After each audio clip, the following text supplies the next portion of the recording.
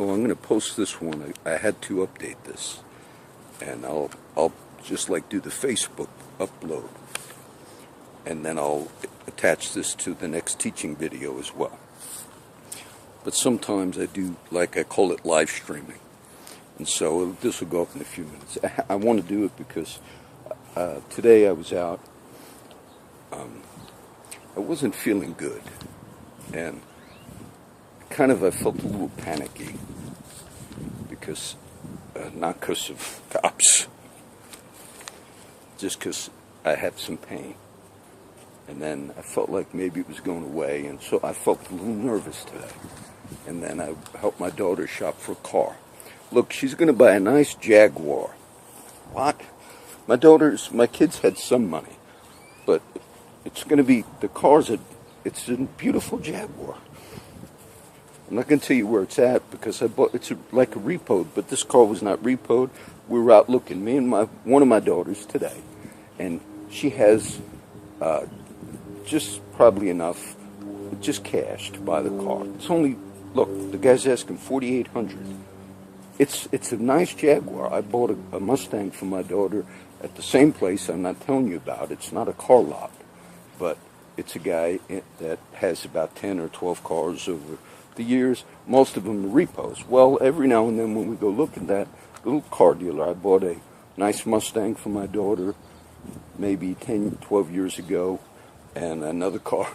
So we went, I've been helping her, and so today we were looking, and we looked at Toyota Corollas, and she has about 5,000, but being she has cash, I said, look, I'm going to make the deal, just make sure we have the cash. I've done that before and saved money, telling car people, look, I got the $5,000 right now, maybe it's a $6,500 car or whatever. Look, you get deals like that. So today was like, I said, look, do you have the cash on you right now? No, but she can get it tonight. It's in her account. So we looked around, and then we went to that spot. Look, it's a nice Jaguar. I took it out for a ride. It's probably worth about $7,000. Okay, it's a nice Jaguar. Beautiful car. I'm telling my daughter, look, this is better than the other cars we've been looking at. If you like it, I'd like it for me. We'll probably get that car. I said, look, buy this car. Because I've looked at cars over the years. I said, unless you think it's too classy for you. She said, no, I like it. I said, then this is the one. But is it as good as the other one? Look, it's better than the other ones we're looking at. It's a Jaguar. It's a nice Jaguar. So I will probably get that car for $4,300, okay? And it was not a repo. It's a trade-in. I know the man. He's an older guy, and he didn't have to tell us because we were looking at a truck for the same price. But he just spilled the beans. He said, look, the truck I had detailed, the owner, older guy, I've done business with him before. He said, I had to detail the others. They were repos. Some of them were repos. He said, no, this one was a trade-in. And I could tell. So, anyway, so that's it. That's the update. I'm going to get Jaguar. Now, I had to do this because today I showed the pictures of the Corpus Christi Kohler Times. You saw it on Facebook. This will be on Facebook in a minute. Say, John, you look about as bad as you feel.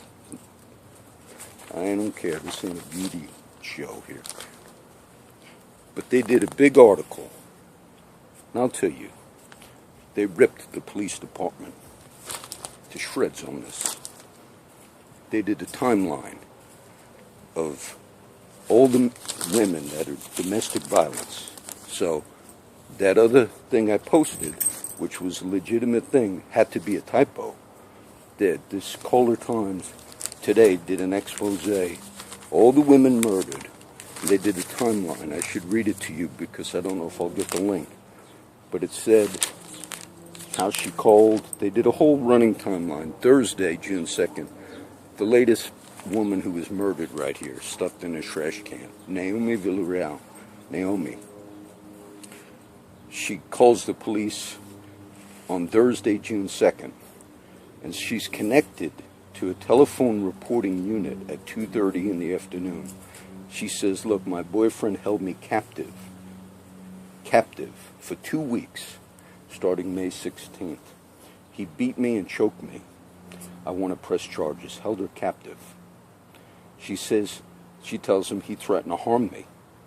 This should be an immediate warrant for him. The call taker likely submits the report to a supervisor for approval. They don't even know if the CCPD even approved whether or not they should take action on a woman that was kidnapped for 2 weeks. Then Friday, June 3rd, I'm reading it now, the supervisor likely approves the report because they still don't know if the cops took any action that a woman called and said she was kidnapped for 2 weeks. I think I'm making this up about this city. So, Saturday and Sunday, the police department's family violence unit is closed on the weekends. No action is taken on a kidnapping. Calling to get help. The guy's going to kill me. We have to approve it whether we're going to take action, and it's closed on the weekends. Naomi's friend notices she has bruises and a busted lip. She won't say how she's injured. Monday, June 6th, still no police action on Naomi's report. Naomi texts her sister and says she's going out of town. I wanted to do it because I told you I didn't think that earlier article, which was legitimate, that they attributed the statements of a cop to the sister. I said I think they just messed up because the Kohler Times is calling these cops on the carpet. Tuesday, June 7th, Naomi's case is assigned to a detective. The state's parole department issues a warrant.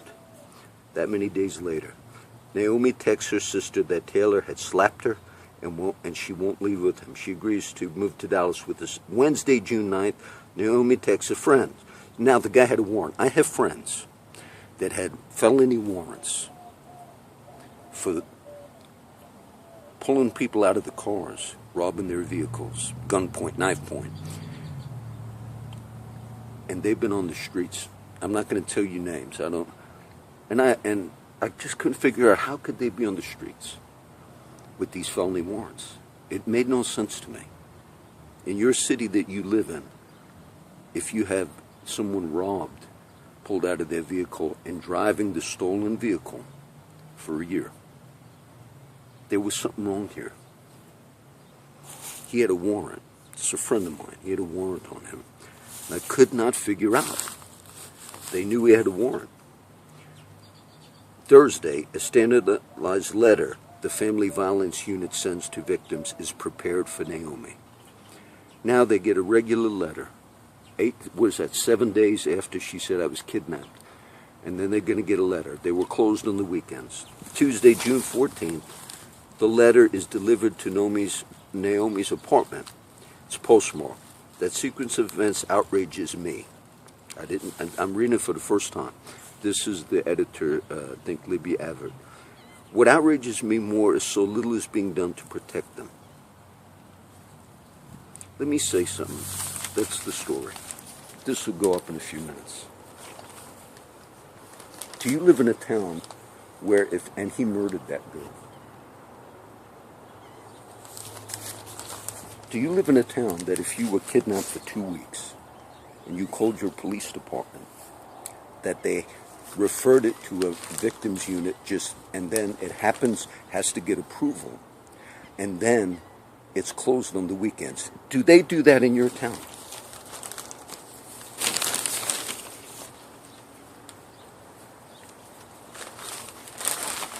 That's the article, okay? This has just got to go up because I wanted you to see why I thought the earlier thing I mentioned was a typo, because they called them out. And that woman, the editor, I commend the Kohler Times, because I showed you stories that, to me, I thought, could all the shit that I've written about these last 5 years, I used to wonder whether that stuff was true. And then I knew it was true. I knew a lot of stuff. And I said, how could you let that go on? How do you expect people? That's an outrage. That's the timeline. It's the front page of today's paper. I come home, read the paper. And it's my time to read the paper, and then I'll read a chapter, then I'll read a few scriptures, okay? I'll link this. What should we call it? Blood on their hands. Let me call it that.